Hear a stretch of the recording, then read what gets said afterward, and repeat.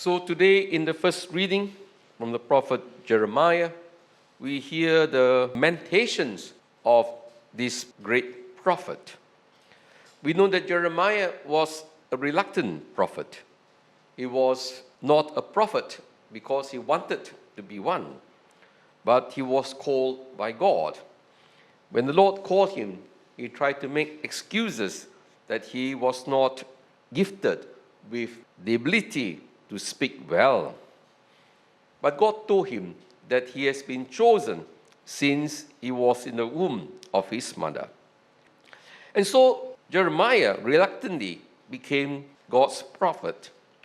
And we know that Jeremiah had a very difficult task because Jeremiah was tasked to announce to his people, to warn them about the destruction that would come from the Babylonians, and that therefore they must put their house in order, that they must therefore stop oppressing each other, and they must live together as a united people.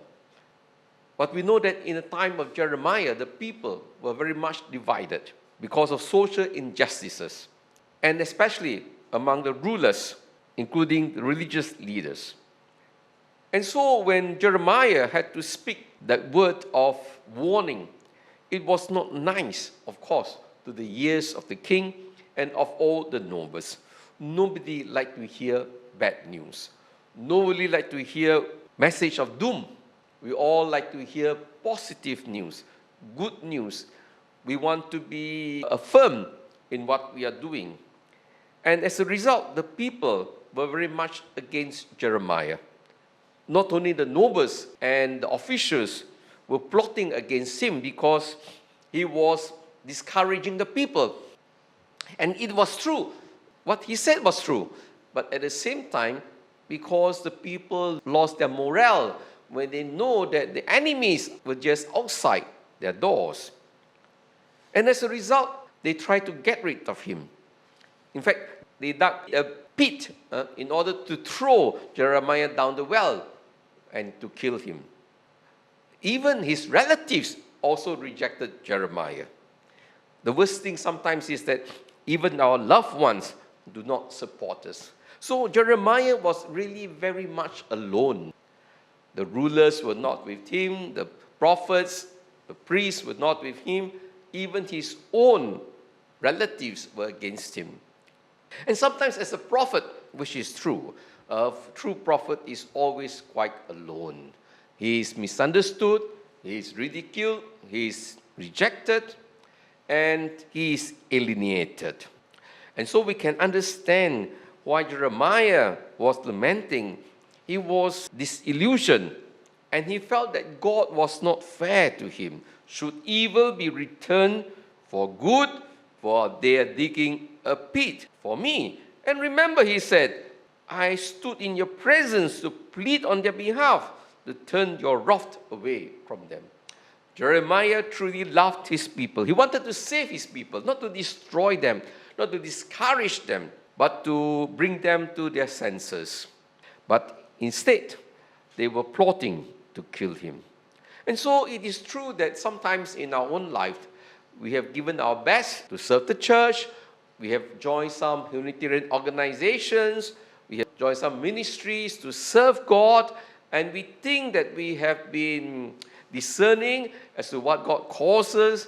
And it's not to say that we are very keen to do what we are doing, but because we feel that is what the Lord wants of us, we give ourselves, we take the leap of faith, and we say yes, and we join this organization, we volunteer ourselves, and then we find ourselves getting into very difficult situation. We have opposition, hostility, people slander us, they talk bad about us, they plot to ruin our lives, and all these things. Sometimes you wonder whether God is with us, whether God has been fair to us. Not to say that we went in because we had something that we want to get out of it, but just simply because we feel this calling to serve. And so we can understand, therefore, how Jeremiah was really disillusioned with God even, because God has not been fair. But then when you look at the life of Jesus, and Jesus himself too, he was also rejected, he was opposed, he was doing good, he became man, he went among doing good, performed miracles, he cared for the poor, he tried to help them to live an upright life, a life of authenticity. Again, he was also misunderstood. That is why Jesus in today's gospel, he was going up to Jerusalem, that is the cross. And he said, the Son of Man is about to be handed over the chief priests and scribes. They will condemn him to death and will hand him over to the pagans to be mocked and scourged and crucified. On the third day, he will rise again. So, Jesus was clear that the path to service is always one of suffering, one of being misunderstood.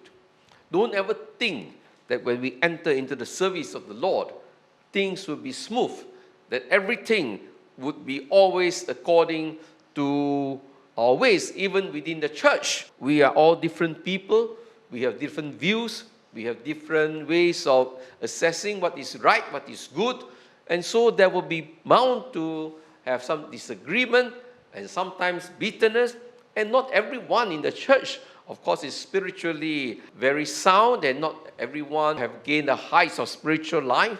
We are dealing with people in different stages. Some are bitter, some are vindictive, some comes from their own hang-ups that they are not conscious of, some are insecure. We have all kinds of people working with us. And so we bound to have all these difficulties. But how do we deal with all these difficulties, these challenges that we face each day?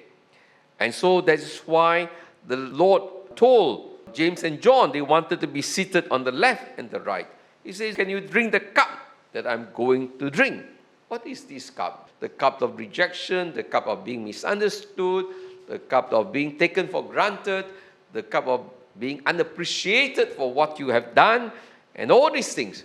Are you ready? If you're not ready, then I don't think you are ready for service. That is the truth. You are not ready for service. And so that is the reason why the Lord makes it clear, the Son of Man came not to be served, but to serve, to give his life as a ransom for many. To give your life as a ransom for many means to say practically to give your life. So it's not just giving your service, but giving your life.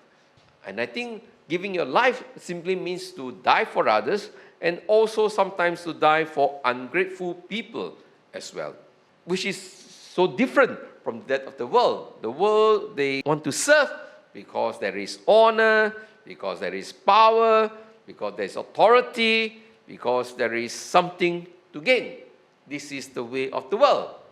But the way of true service is one of self-emptying, very humble service, to be a slave, to be a servant, and to serve until the last breath of our life, and not to desire anything beyond that. That is really Christ-like service. And that is what we are called to do. And so at the end of the day, even if we have gone through all these struggles, let us be clear that unless we are willing to take up the cup of suffering, we can't be really great witness to the life of Jesus. Because even Jesus himself, sometimes it is in innocent suffering, in humble acceptance, that lives are changed. If we are retaliative, if we are always fighting with people who disagree with us, if we want to take revenge, there will be more bloodshed all around. Because at the end of the day, if a person is not ready to change, if you use the sword, it will do nothing, but you will only kill each other.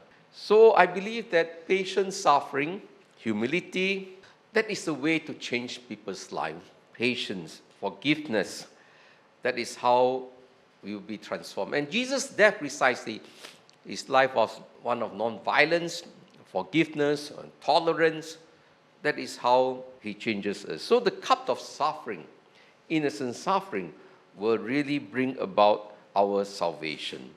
And that is why at the end of the day, if we want to live this kind of life, Then the responsorial psalm reminds us we need to turn to God and say, "Save me in your love, O Lord. Into your hands I commend my spirit. It is you who will redeem me. My life is in your hands. I trust you, O Lord." After all that we have done, no matter what we do, at the end of the day, we need to surrender our lives to God, because God somehow will use our humble service, our sufferings, especially when it is innocent suffering. He will vindicate us at the end of the day. There is no need, in truth, to vindicate ourselves.